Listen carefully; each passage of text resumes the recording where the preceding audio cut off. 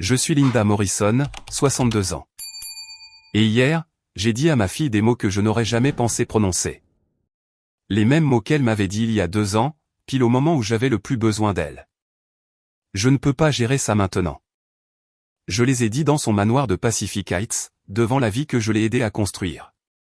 La vie qu'elle a racontée au monde avoir construite seule. Mais laissez-moi commencer par il y a 3 jours, quand mon téléphone a sonné un mardi matin. Le numéro sur mon écran m'a coupé le souffle. Sarah. 18 mois depuis son dernier SMS qui disait « On se parle bientôt » et puis plus rien. Pas d'appel d'anniversaire, pas de vacances, juste le silence. J'ai failli ne pas répondre. Mais les mères n'ont pas ce luxe. Nous espérons toujours que cette fois sera différente. Maman. Sa voix semblait petite. Je dois te parler de quelque chose. Je suis enceinte. Mon cœur s'est adouci pendant exactement 3 secondes. Puis elle a continué, c'est à haut risque, seulement 24 semaines, et les médecins sont inquiets. J'ai pensé que tu pourrais peut-être venir rester avec nous à San Francisco juste pour 6 mois jusqu'à ce que le bébé arrive.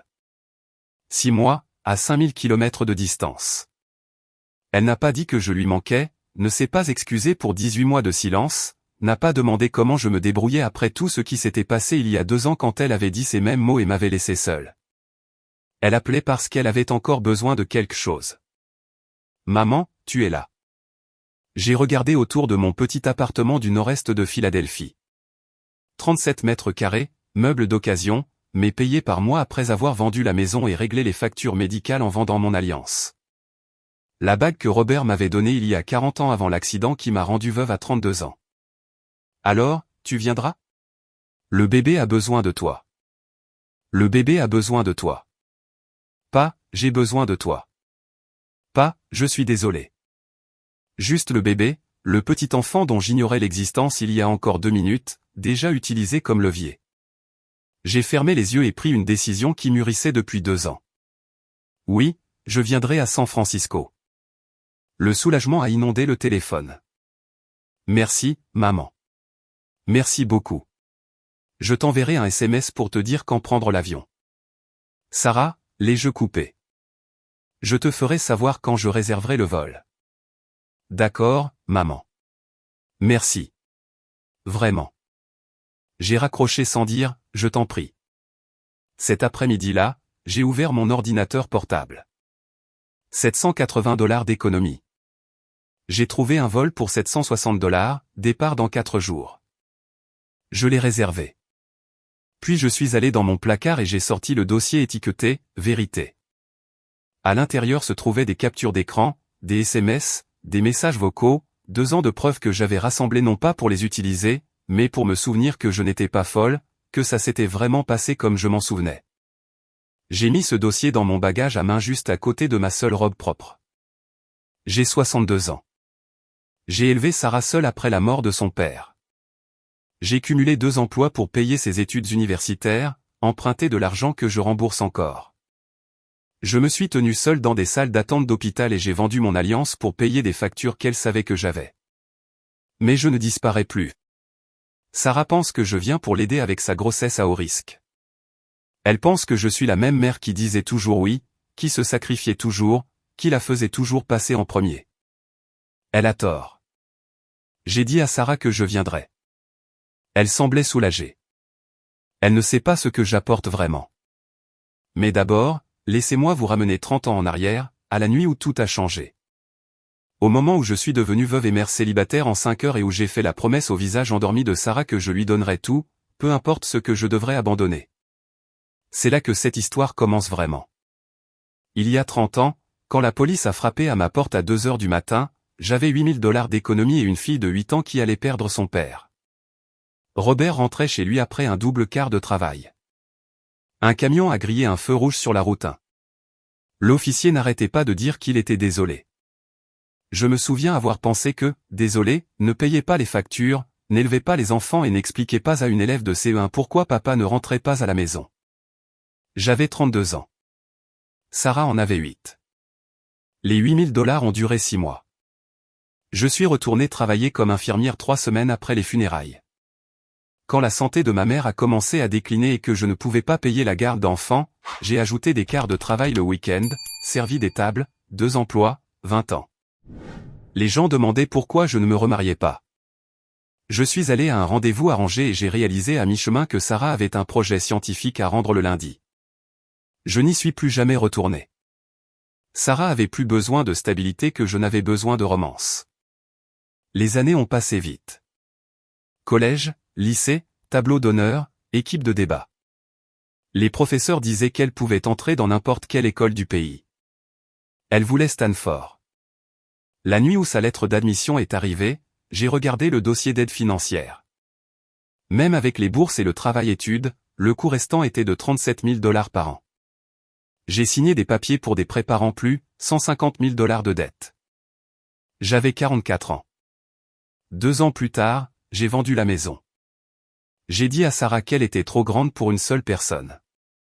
Je ne lui ai pas parlé des paiements mensuels de près de 600 $ ou des quarts de travail supplémentaires. Elle n'a pas demandé. Sarah a obtenu son diplôme summa cum laude avec un diplôme en informatique et une offre d'emploi à San Francisco, 65 000 $ par an. 3 mois plus tard, elle a appelé. Maman, je veux aider avec les prêts. Elle m'a envoyé 10 000 $. J'ai pleuré quand j'ai vu le virement. 2 semaines plus tard, ma mère a appelé. Elle était tombée, hanche cassée, chirurgie, puis rééducation. Medicare couvrait la majeure partie, mais l'écart était de 12 000 $. J'ai utilisé les 10 000 $ de Sarah et 2 000 $ de mes économies pour payer les factures de ma mère. Quand Sarah a appelé pour prendre des nouvelles, j'ai menti. Chérie, la chose la plus incroyable est arrivée. Ta grand-tante Éléanore est décédée le mois dernier, et elle m'a laissé un petit héritage. Pas grand-chose, mais assez pour rembourser le reste des prêts. Maman, c'est incroyable. Je suis tellement heureuse pour toi. Moi aussi, ma chérie. Tu n'as plus à t'inquiéter pour ça. Le soulagement dans sa voix a été immédiat. Elle a arrêté de poser des questions sur les prêts. Elle croyait qu'ils avaient disparu. Ce n'était pas le cas. J'ai continué à payer 600 $ par mois pendant 16 ans de plus. Je me disais que le mensonge était pour elle. Qu'elle méritait de commencer sa carrière sans culpabilité. Que savoir pour les factures médicales de sa grand-mère ne ferait que l'accabler. Mais la vérité était plus simple. Je ne voulais pas qu'elle sache que j'avais échoué. Que même avec son aide, je n'arrivais toujours pas à m'en sortir. Que 30 ans de sacrifice me laissaient toujours la tête sous l'eau. Sa carrière a décollé. Elle a déménagé en Californie, a promis un appel chaque semaine. Les appels sont venus au début, puis moins, seulement les jours fériés. Quelque part entre son succès et mon silence, je suis devenu invisible. Au moment où j'ai eu 59 ans, mes genoux étaient devenus si mauvais que je ne pouvais pas terminer un quart de 12 heures. La douleur était constante. Mon superviseur l'a remarqué. L'hôpital a proposé une retraite anticipée avec une pension réduite. Je l'ai prise. Je le devais. La retraite anticipée signifiait perdre l'assurance maladie de mon employeur, le plan PPO qui avait tout couvert pendant 38 ans, disparu. Je suis passé à Medicare avec un plan complémentaire, mais la couverture avait des lacunes, de grosses lacunes. Quand le diagnostic de polyarthrite rhumatoïde est tombé 1 an plus tard, les médicaments à eux seuls coûtaient plus de 1 000 $ par mois. Des produits biologiques que Medicare ne couvrait que partiellement. J'ai vu mes économies s'épuiser mois après mois, payant pour des médicaments qui me permettaient de rester assez mobile pour vivre de manière indépendante. Au moment où j'ai eu 60 ans, je faisais toujours ces paiements de près de 600 $, je payais toujours les médicaments de ma poche, je portais toujours la dette que Sarah pensait finie. Elle pensait que les prêts étaient remboursés. Elle ne savait pas que je portais toujours ce fardeau, que je me sacrifiais toujours pendant qu'elle construisait son empire, self-made. Il y a 2 ans, j'étais assise dans le bureau du docteur Patterson et j'ai entendu les mots qui ont tout changé. Polyarthrite rhumatoïde, a-t-il dit en montrant les radiographies sur son écran d'ordinateur. Sévère. Votre genou droit en particulier. Voyez ici, le cartilage a presque disparu. L'articulation se détériore plus vite que je ne le voudrais. J'avais 60 ans. J'avais pris ma retraite d'infirmière 1 an plus tôt, pas par choix. Mes genoux ne pouvaient plus supporter des quarts de 12 heures.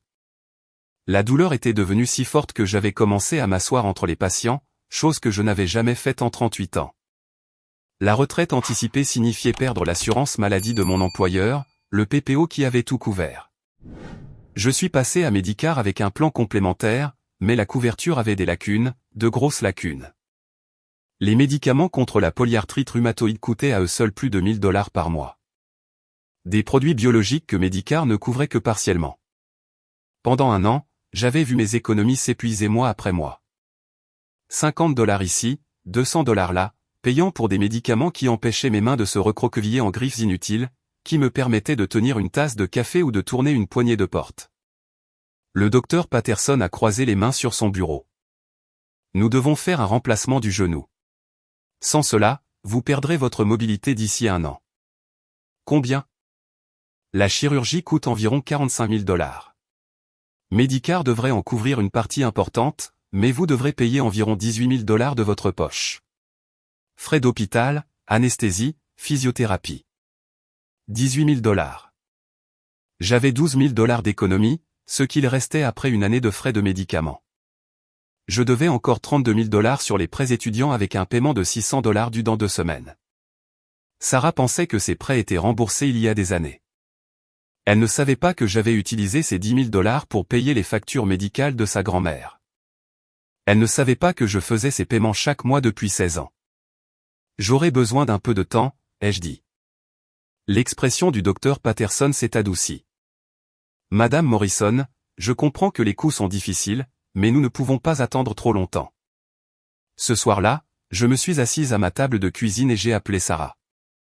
Elle a répondu à la 4e sonnerie. Maman, je suis en plein milieu de quelque chose. Je peux te rappeler. C'est important, Sarah. Une pause. D'accord. Qu'est-ce qu'il y a? Je suis allé chez le médecin aujourd'hui. J'ai de la polyarthrite rhumatoïde. Sévère. J'ai besoin d'une opération de remplacement du genou. Oh, ça a l'air sérieux. Tu vas bien? J'irai bien après l'opération, mais Sarah, ça coûte 45 000 $. L'assurance couvre la majeure partie, mais j'ai encore besoin de 18 000 $. Je me demandais si tu pouvais m'aider. Juste avec une partie, je pourrais te rembourser. La ligne est devenue silencieuse. Maman, Elle a expiré. C'est vraiment un mauvais timing. Nous sommes au milieu de notre cycle de financement de série B, 50 millions de $ sont en jeu. J'ai des investisseurs qui arrivent demain et je présente au conseil jeudi. Je comprends que tu es occupé. Je ne demanderai pas si ce n'était pas. Je ne peux pas gérer ça maintenant. 7 mots. Je les ai comptés plus tard, assis seul dans ma cuisine avec mon téléphone toujours à la main. Je te rappellerai quand les choses se calmeront. D'accord? Je suis désolé, maman. Je dois vraiment y aller. La ligne a été coupée. Sarah n'a pas rappelé ce jour-là, ni cette semaine-là, ni la semaine suivante. J'ai attendu 3 semaines avant d'essayer à nouveau. Messagerie vocale. Elle a répondu par SMS 2 jours plus tard. Désolé, c'est la folie. J'appellerai bientôt. Elle ne l'a pas fait. C'est là que j'ai commencé à comprendre. Pas tout d'un coup, mais lentement, comme quelque chose qui devient net. La fille que j'avais élevée, la fille pour qui j'avais tout donné, n'était plus la femme à l'autre bout du fil. J'avais élevé une étrangère. 38 ans debout pour qu'elle n'ait pas à lutter. 16 ans à rembourser encore les prêts qu'elle croyait finis. Une année de médicaments, à manger mes économies de retraite, à demander de l'aide pour la première fois de ma vie, 18 000 $, alors qu'elle concluait un accord de 50 millions de $, et elle ne pouvait pas gérer ça. Mon paiement de prêt pour ses études était dû dans 12 jours. Mon opération était prévue dans 3 semaines. Sarah était déjà passée à sa réunion du conseil. C'est le moment où j'ai compris ce que j'étais devenu pour ma fille. Pas sa mère, juste quelqu'un qu'elle ne pouvait pas gérer pour le moment. L'opération a eu lieu un mardi d'avril. J'ai conduit moi-même jusqu'à l'hôpital. Je l'avais programmé 3 semaines après cet appel téléphonique avec Sarah. 3 semaines à espérer qu'elle rappellerait, qu'elle dirait qu'elle était désolée.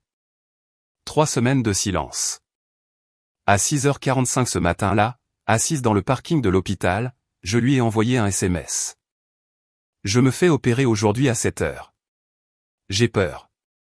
Le message est apparu comme distribué. Je l'ai fixé pendant 2 minutes, attendant une réponse. Rien n'est venu. J'ai mis le téléphone dans mon sac à main et je suis entré. La salle d'attente préopératoire était bondée. Je me suis enregistré au bureau et j'ai trouvé la chaise numéro 7 près de la fenêtre. Autour de moi, chaque autre patient avait quelqu'un avec lui. La femme à ma gauche avait son mari, leurs mains liées sur la coudoir.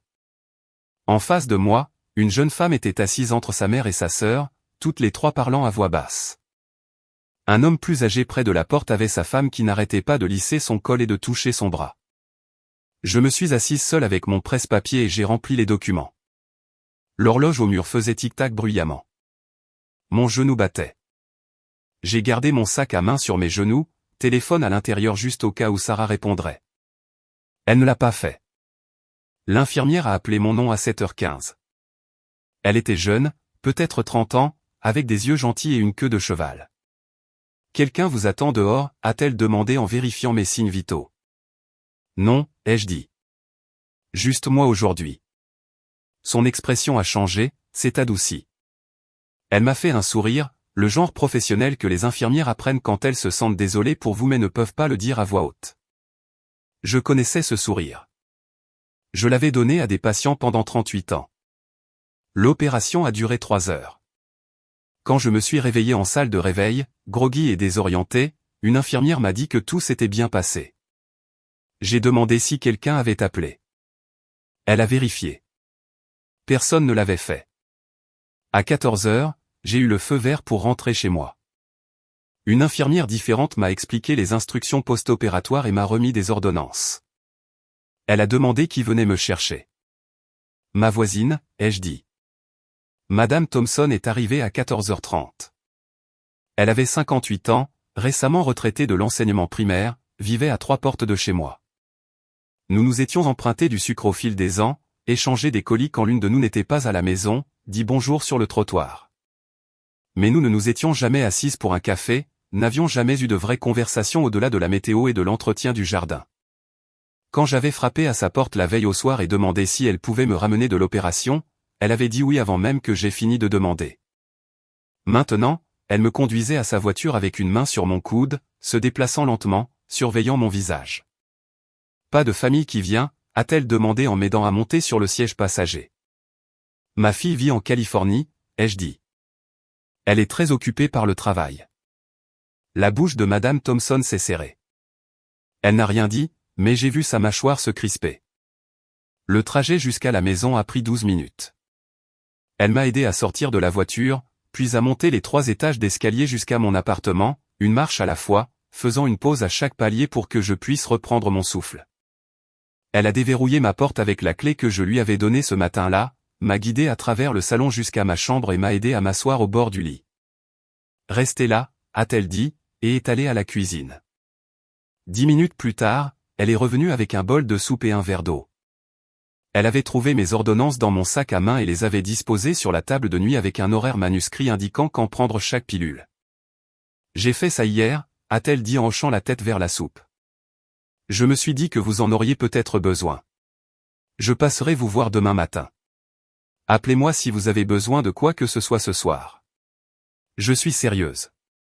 Après son départ, je me suis allongé contre les oreillers et j'ai attrapé mon téléphone. Un message de Sarah envoyé à 14h47, plus de 8 heures après que je lui ai envoyé un SMS disant que j'avais peur. Tu vas y arriver. 3 mots. Pas d'excuse pour le retard de 8 heures.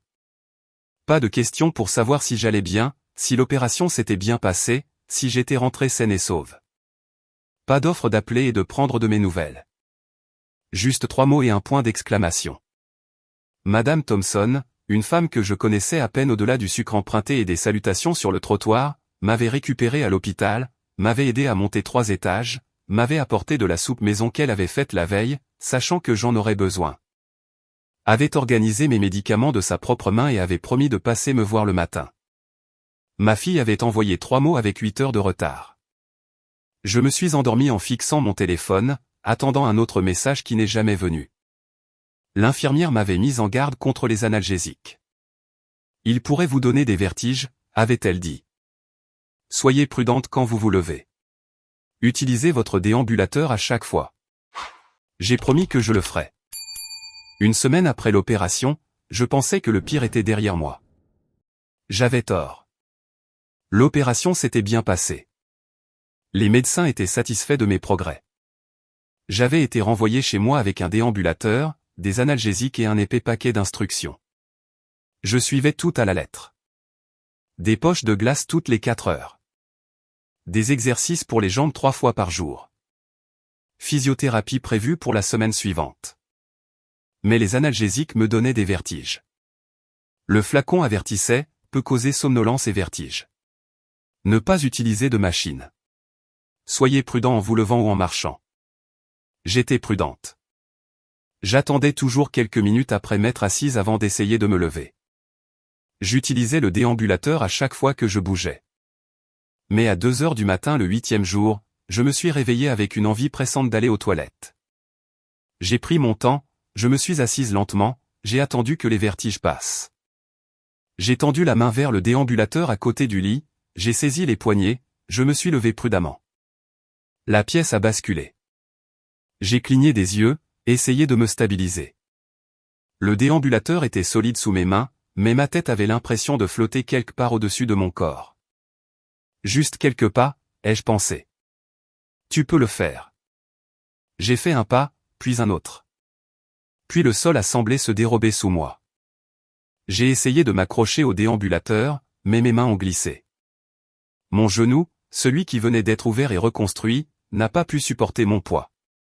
Je suis tombé lourdement. Mon poignet droit a pris l'impact. J'ai entendu le craquement avant de ressentir la douleur.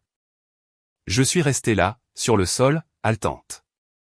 Mon poignet était plié à un angle qui n'était pas normal. Mon genou hurlait. Le déambulateur avait cliqueté hors de portée. J'ai essayé de me lever. Je ne pouvais pas. J'ai tendu la main vers mon téléphone sur la table de nuit. C'était trop loin. Alors, j'ai appelé à l'aide de la seule façon que je pouvais. J'ai appelé Sarah. Le téléphone a sonné, sonné et sonné. Pas de réponse. J'ai réessayé. Pas de réponse. J'ai essayé une 3e fois, une 4e, une 5e. Au 5e appel, je pleurais. Pas de douleur, bien que la douleur fût insupportable, mais de la réalisation que ma fille n'allait pas répondre. À 2h30 du matin, j'ai abandonné et j'ai appelé le 911. Les ambulanciers ont été gentils. Ils m'ont aidé à monter sur une civière, ont immobilisé mon poignet, ont demandé si j'avais quelqu'un qui pouvait me rejoindre à l'hôpital. J'ai dit non. Ils ont demandé si je voulais qu'ils appellent quelqu'un. J'ai dit non. Madame Thompson, ma voisine, la femme à qui j'avais emprunté de l'argent, a entendu le tumulte d'une manière ou d'une autre et a frappé à la porte alors qu'il me chargeait dans l'ambulance. Linda, que s'est-il passé? Je suis tombé. Je viens avec toi. Elle est montée dans l'ambulance. Elle est restée avec moi aux urgences pendant 6 heures pendant qu'il radiographiait mon poignet, réduisait la fracture, mettait un plâtre. Elle a tenu mon sac à main. Elle a appelé ma pharmacie. Elle m'a ramené chez moi à 8 heures du matin. Sarah a envoyé un SMS à 10 heures. Je viens de voir tes messages. Est-ce que tout va bien? J'ai fixé le texto. 5 appels manqués. 8 heures plus tard. Je n'ai pas répondu. 2 semaines plus tard, les factures ont commencé à arriver. La visite aux urgences, 4 700 $. Les radios du poignet et le plâtre, 1 200 $. La physiothérapie pour le genou et le poignet, 8 séances à 225 $ chacune. De nouvelles ordonnances, des analgésiques différents qui ne me donneraient pas autant de vertige, des anti-inflammatoires, des antibiotiques, 800 $. La facture de l'opération, que je remboursais déjà, 23 000 $. Total, 30 700 $. J'avais 25 000 $ d'économie. Tout ce que j'avais réussi à conserver après l'opération, après la retraite anticipée, après des années de médicaments rongeant mon pécule. Il me manquait 5 700 $. J'ai décidé de demander 6 000 $ à Sarah, assez pour couvrir l'écart et laisser un petit coussin. Sûrement qu'elle pouvait se le permettre. J'ai envoyé le message un mercredi matin. Puis j'ai attendu. Le vendredi, il n'y avait pas de réponse. Le samedi soir, 3 jours après ma demande, mon téléphone a vibré. Le nom de Sarah est apparu à l'écran. Maman, je suis tellement désolé. Je viens de voir ça. C'est la folie ici. J'ai fixé le message. 3 jours pour répondre à ta mère demandant de l'aide pour des factures médicales. Un autre message est arrivé. J'aimerais pouvoir t'aider, mais tous mes comptes sont gelés en ce moment pour la souscription de l'hypothèque. Nous concluons l'achat de la maison dans 2 semaines, et la banque surveille chaque transaction. Si je déplace de l'argent, même une petite somme, cela pourrait signaler le compte et retarder ou même tuer notre approbation de prêt. Notre agent hypothécaire a été très clair. Ne touchez à rien avant la clôture. Je suis vraiment désolé, maman. Peux-tu élaborer un plan de paiement avec l'hôpital? Je l'ai lu 2 fois. Compte gelé, souscription d'hypothèque, approbation de prêt. Elle achetait une maison si chère que déplacer $6 000 pourrait signaler le compte. J'ai pensé au dossier sur mon téléphone, aux captures d'écran, aux textos de chirurgie qu'elle avait ignorés pendant 8 heures, aux 5 appels auxquels elle n'avait jamais répondu. J'ai pensé au visage de Madame Thompson quand elle m'avait tendu ce chèque. J'ai répondu par SMS, c'est bon. Je comprends. Je vais trouver une solution. Le service de facturation de l'hôpital était gentil mais ferme. Total dû, $30 700. J'avais $25 000 d'économie. Cela laissait un écart de $5 700. J'ai demandé si je pouvais payer en plusieurs fois. Ils ont dit oui, mais je devais d'abord verser un acompte. $3 000. Ensuite, je pourrais payer le reste sur 18 mois à $150 par mois. Je n'avais pas $3 000. J'ai regardé mon compte en banque. $25 000. Si je payais à l'hôpital tout ce que j'avais, je n'aurais plus rien. Pas de fonds d'urgence, pas de coussin, rien. Je ne pouvais pas le faire. J'ai pensé à appeler Sarah à nouveau, demander $3 000 au lieu de 6, expliquer que c'était juste pour la compte, mais je savais déjà ce qu'elle dirait. Les comptes sont gelés, maman. Madame Thompson a appelé le lendemain matin. Elle avait entendu d'un ami commun que j'étais en difficulté. Linda, j'ai quelques économies, a-t-elle dit. Je peux te prêter $2300. Pas d'intérêt. Rembourse-moi quand tu pourras. J'ai pleuré au téléphone. $2300. J'avais besoin de $3000. Il me manquait $700. $700 se dressaient entre moi et un plan de paiement. $700 était la différence entre une dette gérable et une catastrophe financière. J'ai ouvert ma boîte à bijoux ce soir-là. L'alliance de Robert était enfouie dans mon tiroir depuis 2 ans. J'avais pensé à la vendre auparavant, pendant les pires mois après sa mort, mais je n'avais pas pu me résoudre à le faire. C'était tout ce qu'il me restait de lui. Mais maintenant, j'avais besoin de $700, la dernière pièce, le dernier morceau pour faire la compte et activer le plan de paiement. Sans cela, l'hôpital enverrait mon compte au recouvrement. Sans cela, je perdrais tout. Le prêteur sur gage m'a offert $700. Elle a 30 ans, a dit l'homme. Le prix de l'or est bas. C'est le mieux que je puisse faire. $700. Exactement ce dont j'avais besoin. Je l'ai pris. 2 jours plus tard, je suis entré au bureau de facturation de l'hôpital avec $3000 en espèces, $700 de mon alliance, $2300 de ma voisine. La pièce finale. J'ai signé le plan de paiement. $150 par mois pendant 18 mois.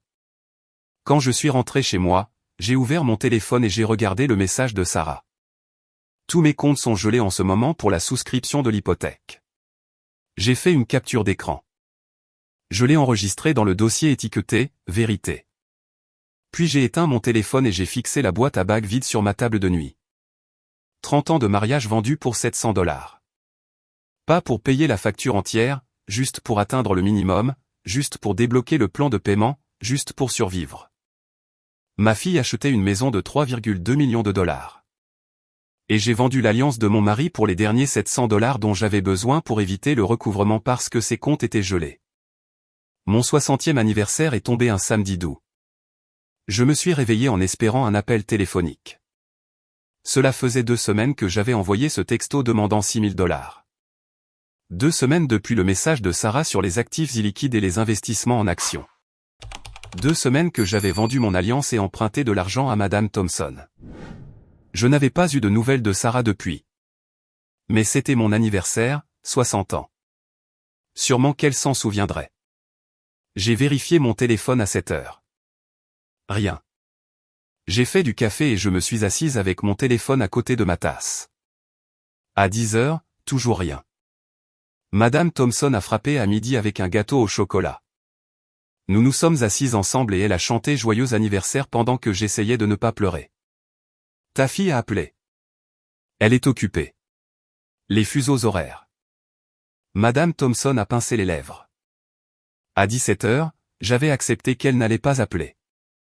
À 19 heures ce soir-là, je réchauffais de la soupe quand mon téléphone a vibré. Pas un appel, pas un texto. Une notification que Sarah avait posté quelque chose en ligne. Je l'ai ouvert. La photo montrait une belle maison, parquet, baie vitrée du sol au plafond, comptoir en marbre, Pacific Heights d'après la vue sur la baie en arrière-plan. J'ai fixé cette photo pendant un long moment. Jour de clôture. Elle venait d'acheter la maison de 3,2 millions de $. Il y a 2 semaines, elle m'avait dit qu'elle n'avait pas de liquidité, que tout était immobilisé dans des actifs illiquides et des investissements en actions, qu'elle ne pouvait pas accéder à 6 000 $ sans pénalité majeure, mais elle avait eu assez de liquidité pour ça. Pour un acompte d'au moins 600 000 $. Je me suis assise à ma table de cuisine. Elle avait menti. Pas sur le fait d'être occupée, pas sur le travail. Elle avait menti sur le fait de ne pas avoir l'argent. Elle l'avait eu. Elle l'avait juste dépensé pour une maison au lieu d'aider sa mère. Le post avait déjà des commentaires. Des amis la félicitaient. Des collègues demandaient une visite de la maison. Je les ai fait défiler, mon pouce bougeant automatiquement. Puis, avant de pouvoir m'arrêter, j'ai tapé un commentaire. Belle maison, ma chérie. Très fier de toi. Tu me manques. J'ai appuyé sur envoyer. Pendant quelques minutes, je me suis senti mieux, connecté, comme si peut-être elle le verrait et se souviendrait de mon anniversaire et appellerait. 1 heure plus tard, je suis retourné voir le post. Il avait disparu. Pas supprimé, archivé. Elle l'avait rendu privé, caché à toute personne ne figurant pas sur sa liste d'amis proches. Elle avait caché mon commentaire. Je suis resté très immobile. Elle avait acheté une maison de 3,2 millions de $ et posté à ce sujet le jour de mon 60e anniversaire. J'avais laissé un commentaire gentil. Et en moins d'1 heure, elle avait archivé le post pour que personne ne puisse voir qu'elle avait une mère qui laissait des commentaires. J'ai ouvert mon téléphone et j'ai fait une capture d'écran, pas du post lui-même car je ne pouvais plus y accéder, mais de ma version mise en cache, la belle maison, la légende reconnaissante. Mon commentaire en dessous, belle maison, ma chérie. Très fier de toi.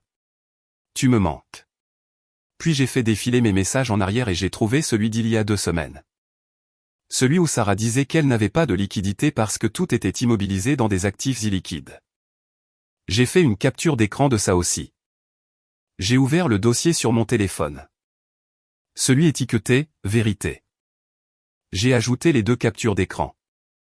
Cette nuit-là, allongé dans mon lit, j'ai essayé de comprendre. Peut-être qu'elle avait archivé le post parce qu'elle se sentait gênée. Peut-être que ses collègues ne connaissaient pas ses origines et qu'elle protégeait son image professionnelle. Peut-être qu'elle avait prévu d'appeler plus tard et avait été occupée par le déménagement. Peut-être. J'ai continué à lui trouver des excuses.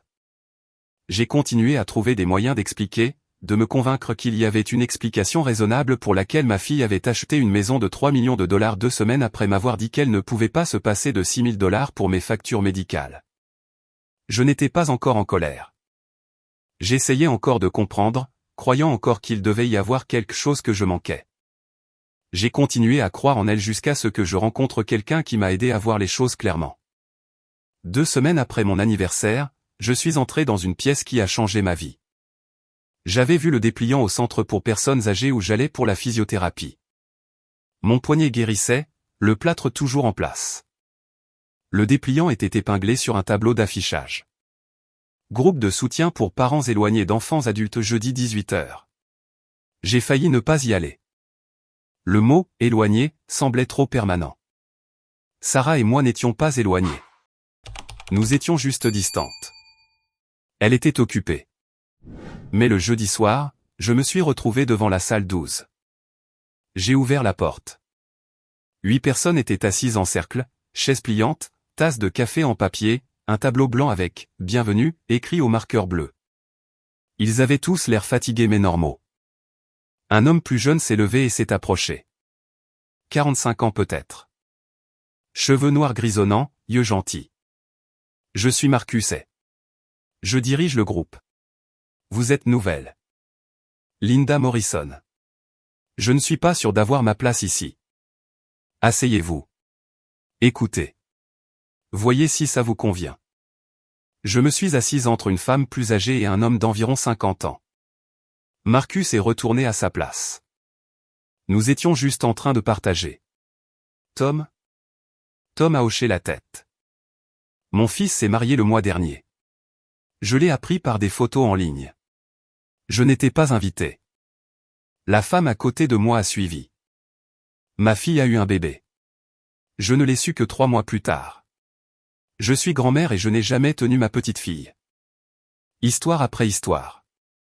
Un père dont le fils le blâmait pour le divorce. Une mère dont la fille l'avait bloqué partout. Quand ce fut mon tour, je n'avais pas prévu de parler, mais Marcus m'a regardé et a dit, pas de pression, mais si vous voulez partager, nous sommes là. J'ai commencé à parler. Je leur ai parlé des prêts étudiants que Sarah croyait rembourser. De l'opération qu'elle ne pouvait pas gérer, des $6 000 qu'elle n'avait pas à cause d'actifs illiquides et de la maison de $3 millions qu'elle avait achetée quand même, de mon alliance, de l'anniversaire qu'elle avait oublié et du commentaire qu'elle avait caché. Quand j'ai fini, la pièce était silencieuse. Puis la grand-mère à côté de moi a serré ma bonne main. Tu n'imagines pas ça. Marcus s'est penché en avant. Linda, as-tu gardé des traces? J'ai hoché la tête. J'ai un dossier, des captures d'écran, des messages. Bien. Continue de faire ça. Les preuves sont ton encre. Quand les gens te disent que tu es trop sensible, quand ta fille réécrit l'histoire, quand tu commences à douter de toi-même, ces preuves te gardent ancré. C'est réel. C'est arrivé. Tu n'es pas folle. Quelque chose en moi s'est fissuré. Pas folle. Pendant 2 ans, je m'étais demandé si je demandais trop, si j'attendais trop, si je me souvenais mal. Continue de venir, a dit Marcus. Les jeudis à 18h. Tu n'es pas seul. J'ai commencé à y aller tous les jeudis. Marcus arrivait toujours tôt pour installer les chaises. Nous parlions avant le début du groupe. Il me demandait des nouvelles de mon poignet, de ma thérapie. Je lui demandais des nouvelles de son travail. Il m'a dit qu'il était devenu travailleur social parce que son propre père l'avait coupé les ponts il y a des années. Il comprenait. Marcus est devenu mon ami. Pas romantique. Il n'y a jamais rien eu de tel. Juste quelqu'un qui se présentait tous les jeudis. Quelqu'un qui validait ma réalité quand tout le monde disait que j'en demandais trop. Il était la première personne depuis des années qui me faisait sentir que je ne disparaissais pas. Fin octobre, mon téléphone a sonné avec le nom de Sarah à l'écran. Je n'arrivais presque pas à y croire. Je n'avais pas eu de nouvelles d'elle depuis le texto sur les actifs illiquides début septembre. 2 mois de silence. Maman. Sa voix était vive. J'ai une nouvelle incroyable. J'ai gagné le prix de PDG de l'année, Tech Innovator Magazine. Il y a un gala à San Francisco le 15 novembre. Tenue de soirée, leader de l'industrie, presse. Je veux que tu sois là. J'ai un billet VIP pour toi. Mon souffle s'est coupé. Tu veux que je sois là? Bien sûr. Tu es ma mère. Je veux que tu vois ça. Tu viendras. J'ai dit oui avant même d'y penser. Après avoir raccroché, je suis resté avec mon téléphone pendant un long moment. Elle voulait que je sois là. Peut-être que les choses changeaient. Peut-être qu'on pouvait arranger ça. Cet après-midi-là, j'ai réservé un vol Philadelphie-San Francisco pour le 14 novembre. $380. J'avais 400 $ sur mon compte chèque après avoir payé Madame Thompson et l'hôpital. Le lendemain, j'ai trouvé une robe, bleu marine, simple, 65 $ sur ma carte de crédit. J'ai dit à Marcus au groupe le jeudi. Il m'a regardé attentivement. Comment te sens-tu? Pleine d'espoir, ai-je dit. Il a hoché la tête lentement, n'a rien dit d'autre. Une semaine plus tard, une lettre est arrivée, manuscrite, mon nom écrit de l'écriture soignée de Sarah. Je l'ai ouverte dans ma cuisine. Maman, je dois te parler du gala. J'ai réfléchi et j'ai réalisé que j'avais fait une erreur en t'invitant. Cet événement est vraiment important pour ma carrière. Beaucoup de mes collègues et investisseurs seront là. Ils ne savent pas grand-chose de mes origines. J'ai bâti ma réputation comme quelqu'un de self-made, qui a surmonté les défis seul. Si tu es là, les gens poseront des questions sur ma famille, mon enfance. Cela complique le récit que j'ai construit. J'espère que tu comprends. Ce n'est pas personnel. C'est professionnel. Je t'enverrai des photos après. Amour, Sarah. Je l'ai lu 2 fois. Elle ne voulait pas de moi là-bas parce que les gens poseraient des questions. Parce que je compliquais son récit de réussite personnelle. Parce qu'avoir une mère révélerait qu'elle ne l'avait pas fait seule. J'ai appelé la compagnie aérienne. Frais d'annulation, 150 $. Mon crédit de vol, 230 $, valable 1 an. Je ne l'utiliserai probablement jamais. J'ai rendu la robe, j'ai récupéré mes 65 $. Le 15 novembre est arrivé un mercredi. Je suis allé travailler, je suis rentré.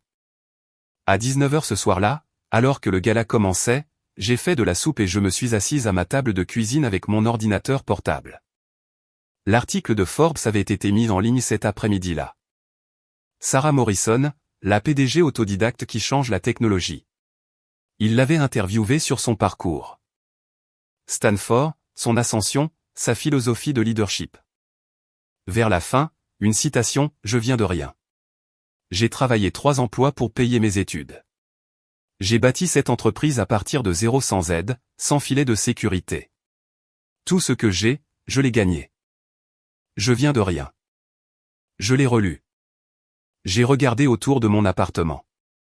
L'appartement dans lequel j'avais emménagé après avoir vendu la maison pour couvrir les paiements de prêt de Stanford. La maison où je l'avais élevé seul, lui avait préparé le petit déjeuner tous les matins, l'avait aidé à faire ses devoirs tous les soirs, l'avait tenue quand elle avait peur. Je viens de rien. J'ai pensé aux 150 000 $ de prêt que j'avais signé, aux 32 000 $ que je payais encore à 60 ans, aux 600 $ par mois pendant 16 ans, au double quart de travail, à l'alliance, aux factures médicales que j'avais couvertes avec de l'argent emprunté. Je viens de rien. Je n'étais pas rien. J'étais sa mère. J'étais son tout. Pendant 30 ans, j'ai été celle qui s'est présentée, qui s'est sacrifiée, qui s'est assurée qu'elle n'ait jamais à lutter. Et elle m'a effacé. Pas oublié, pas négligé, effacé, délibérément. Elle a réécrit son histoire pour que je n'existe pas. Pour que tout ce que j'ai donné, tout ce que j'ai sacrifié, tout ce que j'étais, rien de tout cela ne compte. Je viens de rien. J'ai fermé mon ordinateur portable et je me suis assise dans le noir. Pour la première fois en 2 ans, je me suis laissé ressentir tout le poids de ce que ma fille avait fait. Elle ne m'avait pas seulement blessé, elle m'avait effacé. Après cette nuit-là, j'ai cessé d'attendre qu'elle change. 20 mois ont passé. J'ai 62 ans maintenant. Mon 61e anniversaire est venu et est reparti. Sarah a envoyé une carte cadeau Amazon, 50 $. Pas d'appel téléphonique. Je l'ai utilisé pour acheter du café et des piles. Sarah a appelé 2 fois au cours de ces 20 mois. Une fois pour des formulaires fiscaux, une fois pour une recette de rôti. Les 2 appels ont duré moins de 5 minutes. J'ai arrêté de l'appeler, arrêté d'envoyer des SMS, arrêté de vérifier son profil. Je me suis concentré sur ma propre vie à la place. Il y a 8 mois, j'ai emménagé dans une résidence pour personnes âgées, pas une maison de retraite, une vie indépendante, un petit studio, abordable, sûr. Madame Thompson m'a aidé à faire mes valises. Marcus a emprunté un camion. Le loyer était de 200 $ de moins qu'avant, ce qui signifiait que je pouvais rembourser intégralement Madame Thompson. J'ai rejoint un club de lecture. 8 femmes toutes âgées de plus de 60 ans se réunissant un mardi sur 2. Nous lisions des romans policiers, buvions du thé et devenions amis. J'ai commencé à faire du bénévolat au service pédiatrique de l'hôpital le mercredi, lisant pour des enfants effrayés et seuls. Et tous les jeudis, j'allais au groupe de soutien de Marcus. Tous les jeudis, nous prenions un café après. Il est devenu mon meilleur ami. Pas romantique, juste stable, là. Pour la première fois depuis des années, j'avais une vie qui n'était pas centrée sur Sarah. J'avais des routines, des amis, un but. Puis, il y a 6 mois, Sarah a cessé d'appeler complètement. Pas de carte cadeau d'anniversaire, rien. Jusqu'à hier, mon téléphone a sonné à 14 heures. Je lisais sur mon canapé. Maman. La voix de Sarah semblait différente, plus douce. Je dois te dire quelque chose. Je suis enceinte. Je suis resté très immobile. 24 semaines, 6 mois. J'aurais dû te le dire plus tôt, mais les choses ont été compliquées. C'est à haut risque. J'ai un placenta prévia. Les médecins sont inquiets. Je suis au repos partiel au lit. J'ai attendu. J'ai besoin d'aide, maman. David voyage constamment. Ses parents ne peuvent pas venir. Je ne peux pas faire ça seul. J'ai besoin de toi pour le reste de la grossesse. 4 mois. Tu es à la retraite. Tu as le temps. C'est ton petit enfant. C'est ce que font les mères, n'est-ce pas? Elles se présentent quand leurs filles ont besoin d'elles. C'est ce que font les mères. J'ai regardé autour de mon studio.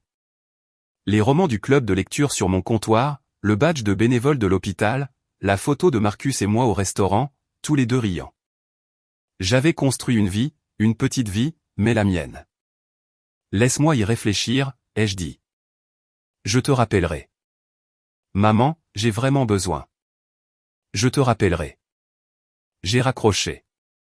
Je suis resté assise longtemps. Puis j'ai pris mon téléphone et j'ai ouvert le dossier étiqueté « Vérité ». Capture d'écran, post archivé, l'article de Forbes, 20 mois de preuves documentant exactement qui ma fille était devenue et ce qu'elle avait fait. Je les avais rassemblés, ne sachant pas trop pourquoi. Maintenant je savais. J'irai à San Francisco. Je m'assierai à sa table. Je l'aiderai pendant sa grossesse si c'était ce dont elle avait besoin. Mais d'abord, je lui montrerai tout ce qu'il y avait dans ce dossier.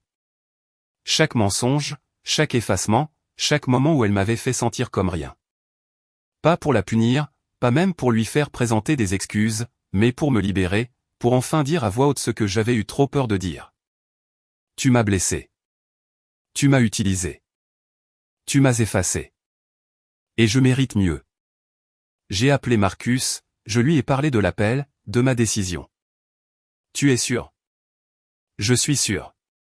Il est temps. Je dirai à Sarah que je viendrai. Elle semblerait soulagée. Elle ne saurait pas ce que j'apportais vraiment. Pas de l'aide, la vérité. 800 $ dans mon portefeuille était le résultat de 6 mois d'économie. Chaque dollar de mon chèque de sécurité sociale. Le vol de Philadelphie à San Francisco a coûté 780 $. Marcus m'a envoyé un texto avant le décollage, va leur montrer la vérité. Je suis fier de toi. J'ai atterri à SFO juste après-midi. Pas d'Uber, pas de taxi. J'ai pris le bar jusqu'à la ville, puis j'ai pris un bus en direction de l'ouest vers Pacific Heights. Le trajet a été long. Mon genou me faisait mal. Mon poignet, guéri depuis des mois maintenant, me lançait encore quand je serrais la main courante trop fort. Le bus m'a déposé à 2 pâtés de maison de l'adresse de Sarah. J'ai marché lentement, traînant ma petite valise derrière moi. Le quartier ne ressemblait en rien au mien. De larges trottoirs, des arbres aux feuilles parfaites, des voitures qui coûtaient plus cher que tout mon immeuble. Et puis je l'ai vue. La maison était immense. 3 étages peints d'un blanc doux et brillant. Des portes en fer noir encadraient l'entrée. L'allée était pavée de pierres grises lisses. Les marches avant étaient en marbre. Je me suis tenu à la grille un instant, fixant. C'était là que ma fille vivait. J'ai appuyé sur la sonnette. Un moment plus tard, la porte s'est ouverte. Sarah est sortie sur le porche. Elle était enceinte de 6 mois maintenant, son ventre rond et évident sous une robe en lin fluide. Ses cheveux étaient tirés en arrière. Elle avait l'air radieuse. Maman. Elle a souri, descendant prudemment les marches. Tu as réussi. J'ai hoché la tête. J'ai réussi.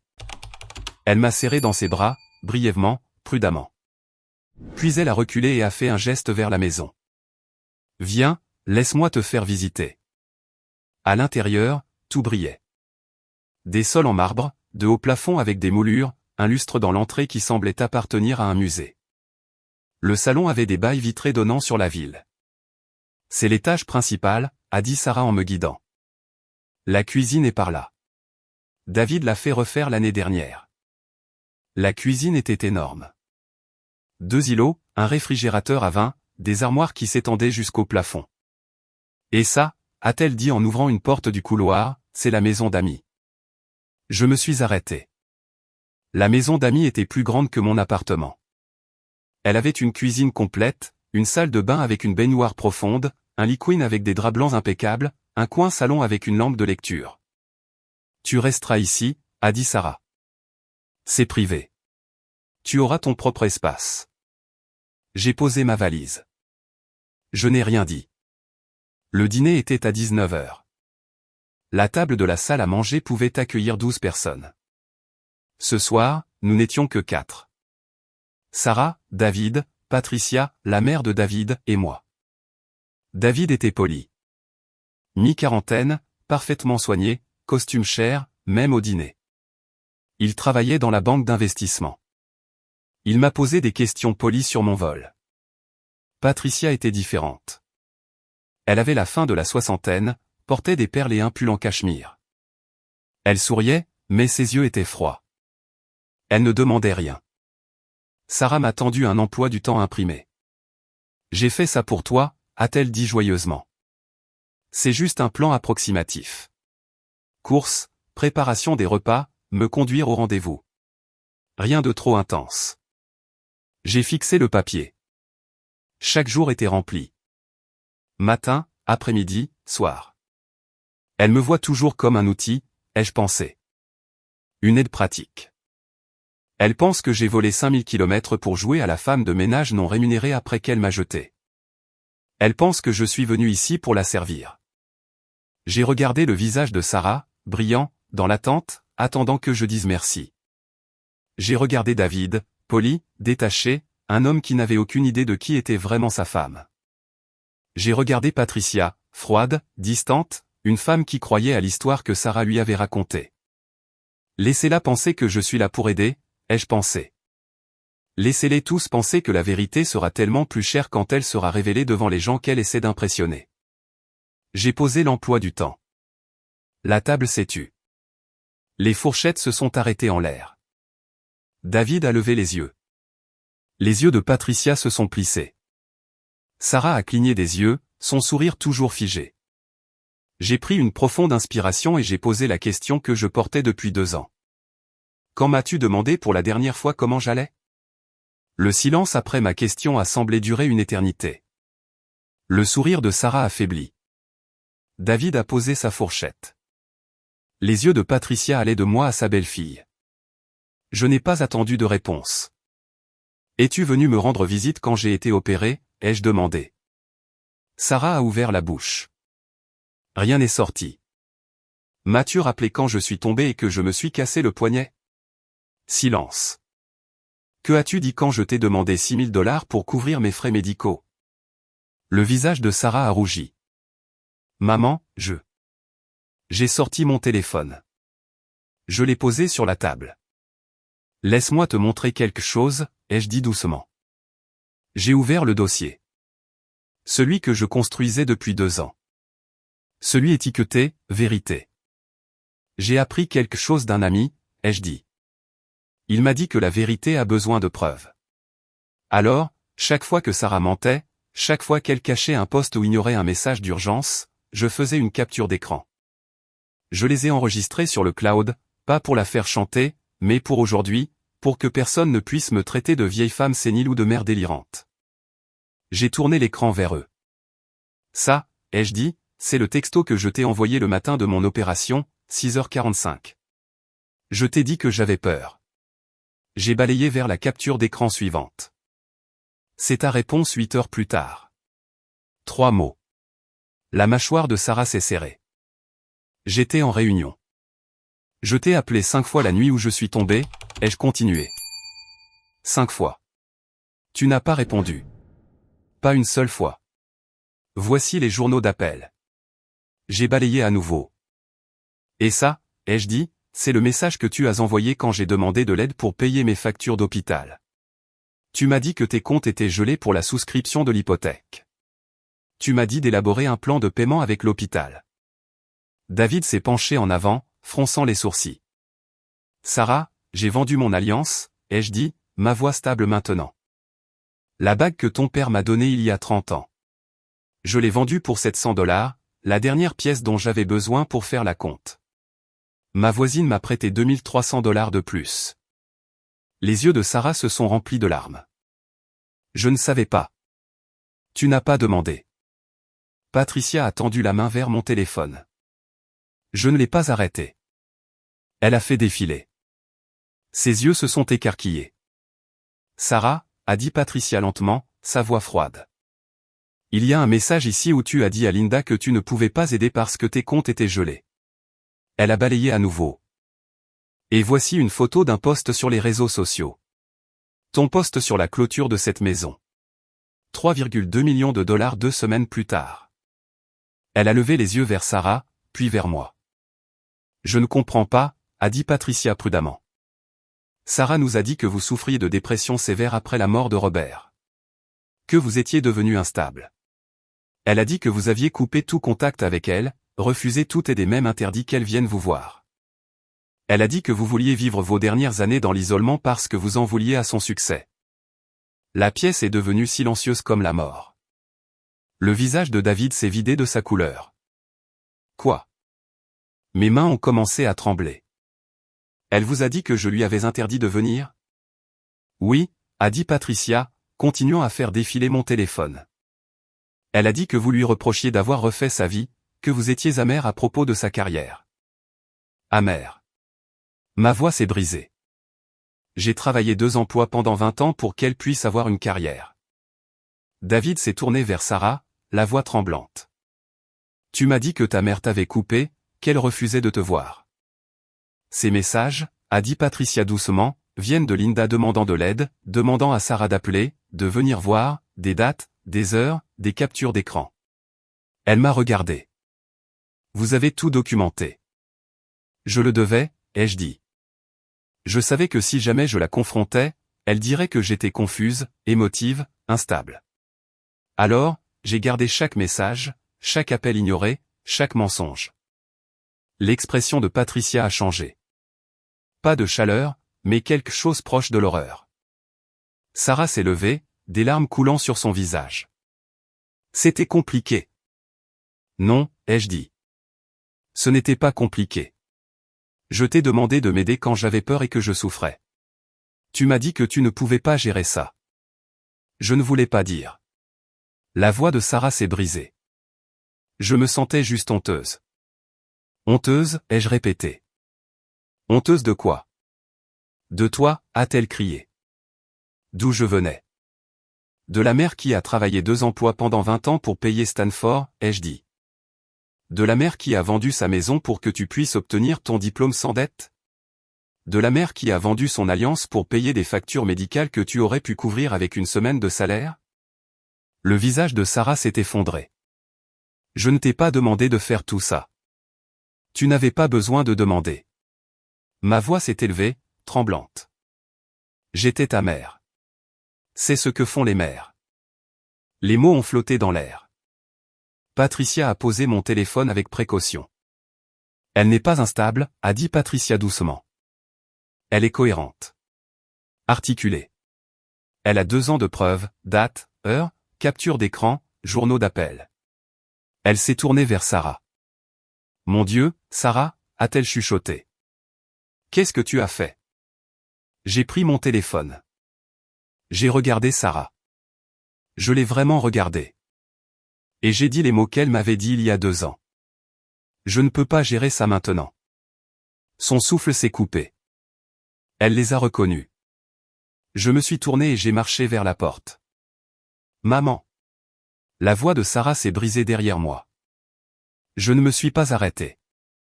Je suis sorti de cette salle à manger, à travers le couloir étincelant, devant le lustre de l'entrée. J'ai ouvert la porte d'entrée et je suis sorti, descendant les marches en marbre, franchissant les grilles en fer, sur le trottoir, et pour la première fois en 2 ans, ma poitrine ne s'est pas sentie serrée. Je pouvais respirer.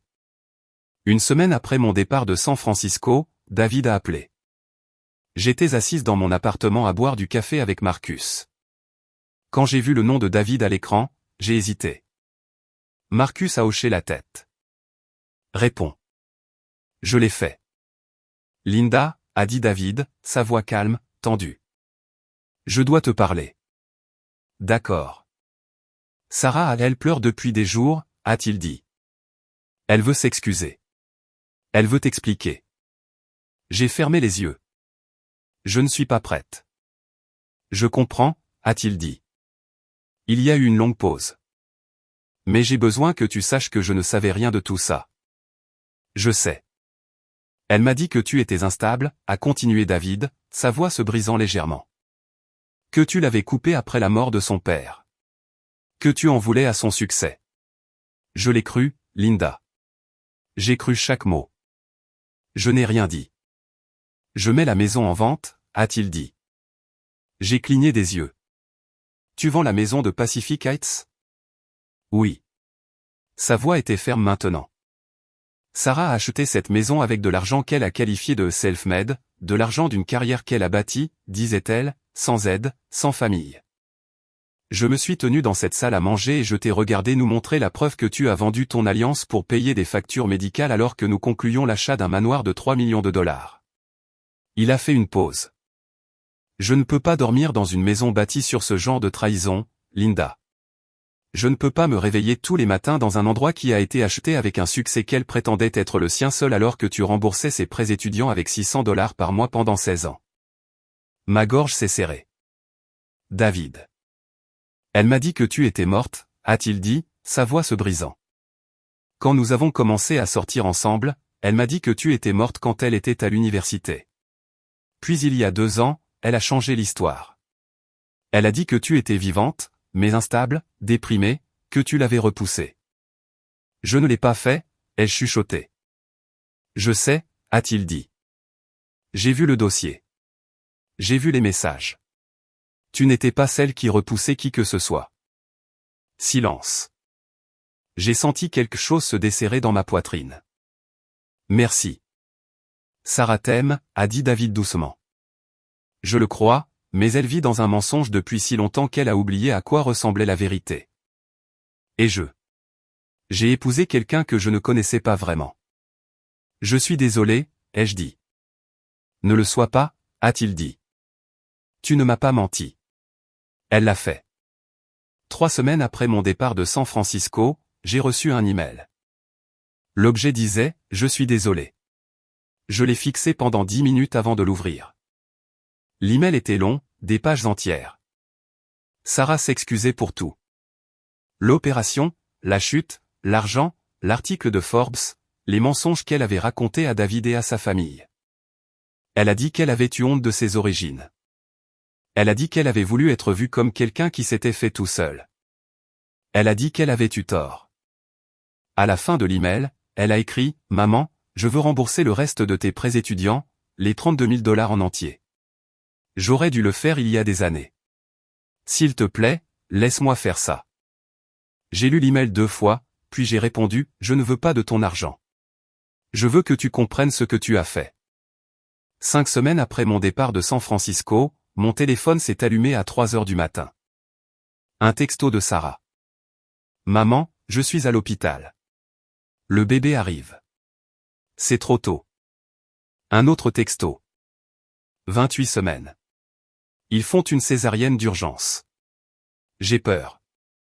J'ai fixé l'écran. J'ai pensé au texto qu'elle m'avait envoyé 8 heures après que je lui ai dit que j'avais peur. Tu vas y arriver. 3 mots. Pas d'appel, pas de visite.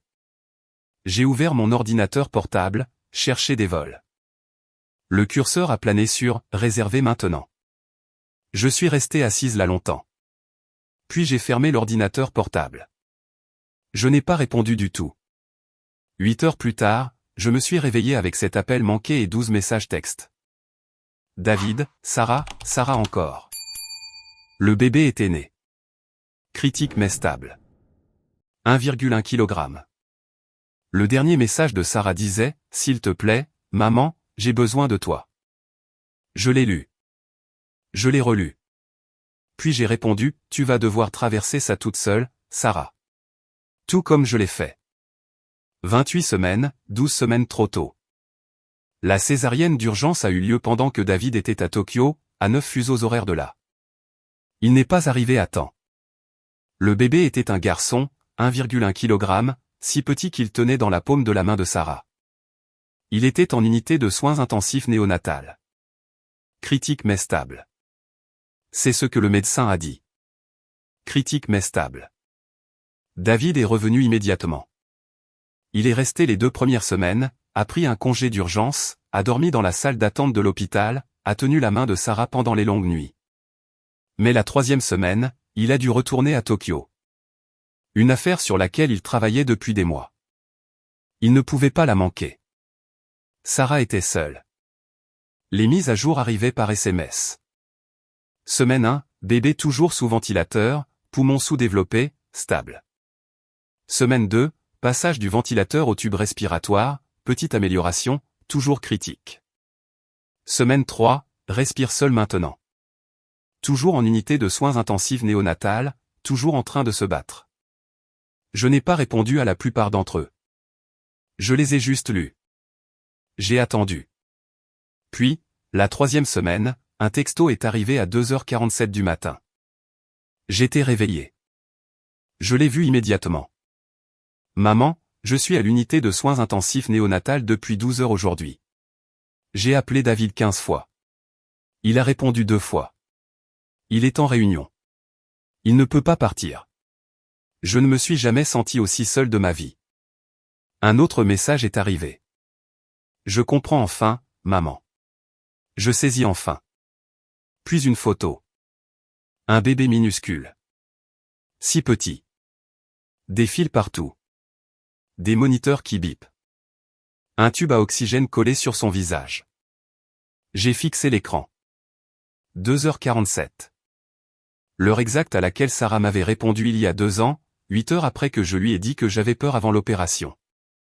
Tu vas y arriver. 3 mots.